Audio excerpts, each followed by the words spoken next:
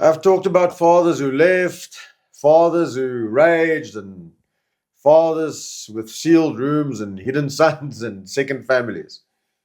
This one is slightly different. This one is about a father who stayed, who sat at the dinner table every single night, who provided everything you needed, who loved you.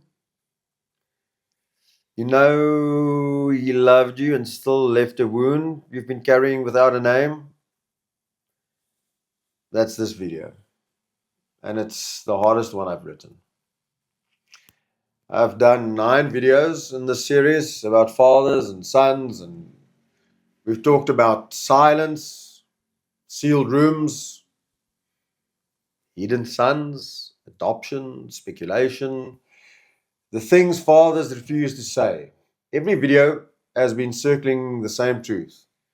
This one lands on it, the quiet wound, the one nobody talks about, because it doesn't have a dramatic story. It's just absence, and absence is so much harder to explain than events. The father wound that gets all the attention is the dramatic one. The father who left, the alcoholic, the one who raged and beat his wife and his children, the one who hurt you in ways that are easy to point at. Those wounds are real and they deserve to be talked about.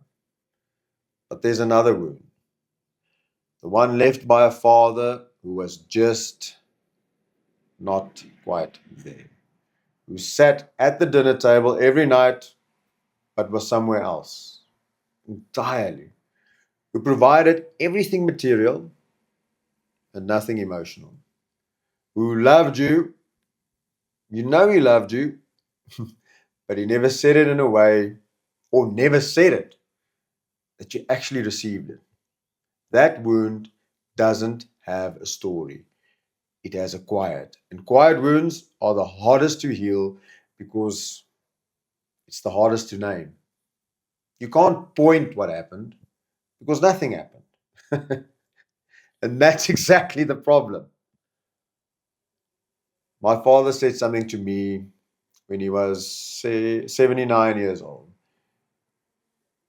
He said, I finally understand how to love you. He was right. He didn't know how. Not because he didn't love me, because nobody had ever shown him. He grew up in a world where men didn't say things like that, and it took him 79 years, where love was demonstrated through provision, through presence, through showing up, not through words and not through emotional honesty, not through the kind of presence that actually reaches the other person. He did his best with what he had, but his best left a wound. And that's not an accusation, that's just the truth.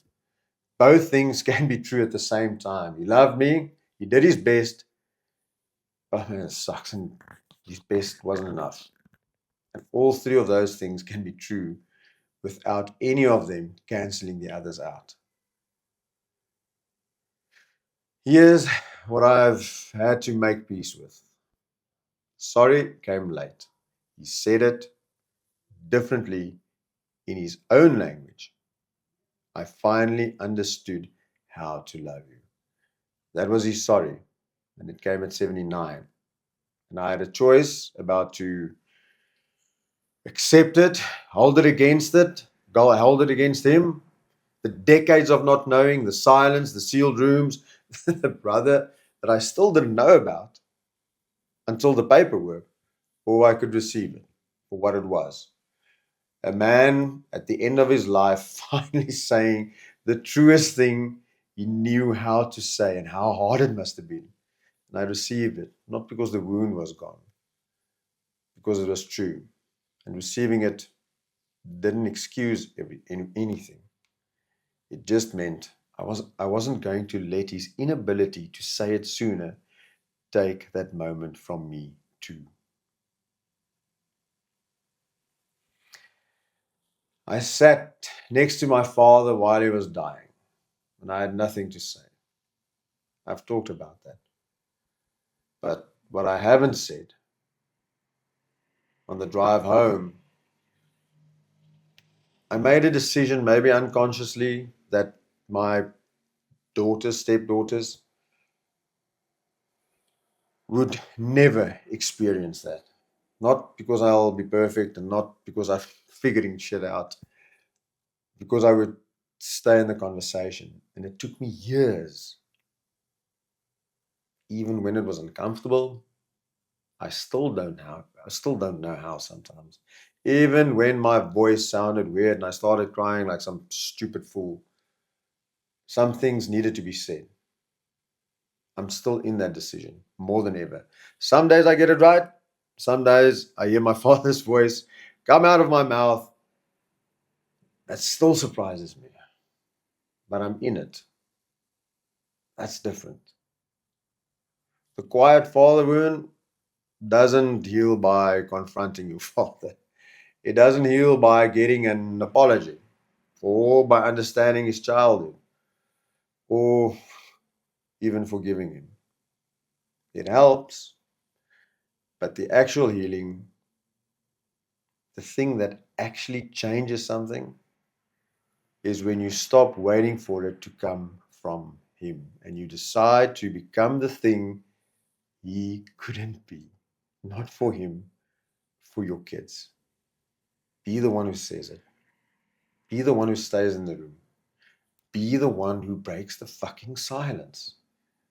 Not because you've healed, because you've decided the wound stops here.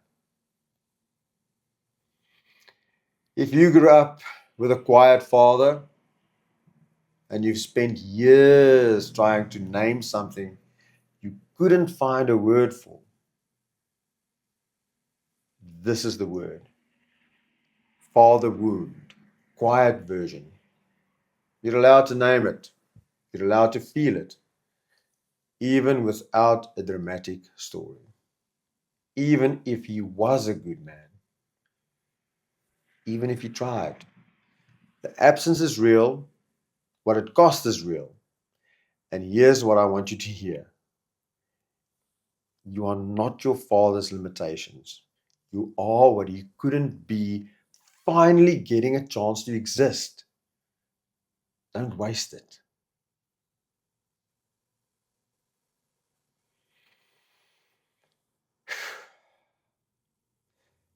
This is the last video in the series. And I want to end it the way we started. Not with a list, not with a neat conclusion or a solution, not with a 5-step plan. Just with this. Your father did what he knew. That doesn't make the wound okay. It doesn't mean you don't get to feel it and be angry or disappointed, but it does mean the story doesn't have to end with him. Go find your kid now. Say the thing now. Stay in the room now. Be the one who breaks it.